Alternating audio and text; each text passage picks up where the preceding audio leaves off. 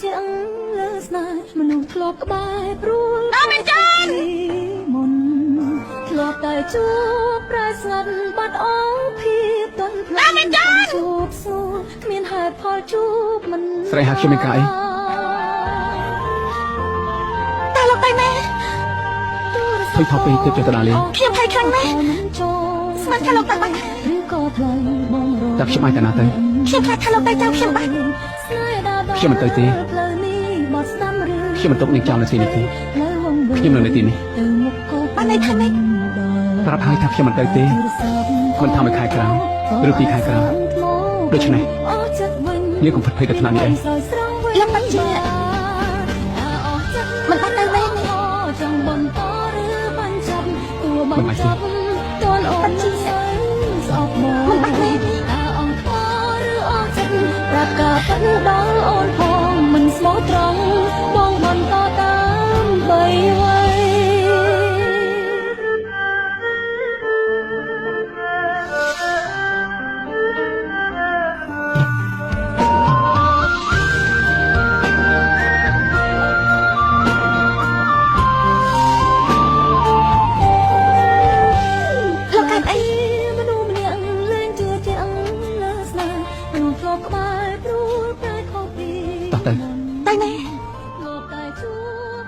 កន្លែងដែលមានជញ្ជាំងបិទជិតមានដំបូល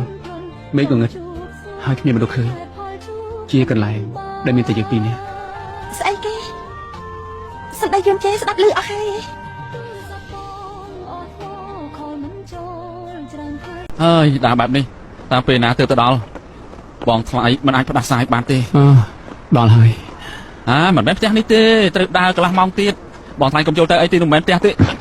បងថ្លៃហើយបងមិនជន់ហើយនេះមានរឿងអីបងមិនជន់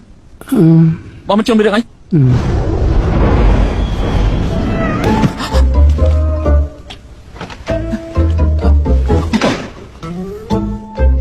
វើអីមកតាំងពីពេលណាទៅមកដល់កាត់អីនេះដល់មានជន់តាក់តងមកចោលពេញមួយថ្ងៃកាត់បាត់ឯងបានធ្វើអីទៅពួកដល់មានជន់ឯងធ្វើបាបគេហ៎គេផឹកសាមែនទេហើយចាំមែនហើយអើយមិនបានទេគេចេះទៅបងមិនអាចអូបងមានជន់បែបនេះបានទេថាម៉េចកុំសួរអីខ្ញុំមិននិយាយអ្វីទាំងអស់បងមានជន់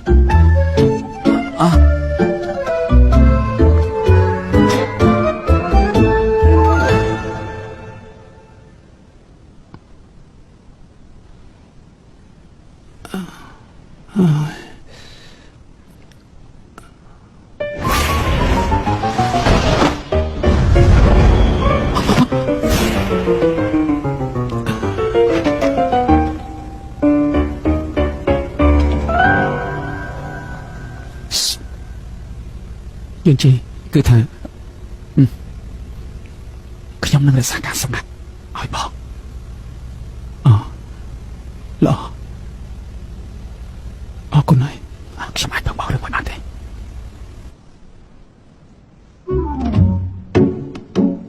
ឯងចង់ធ្វើអី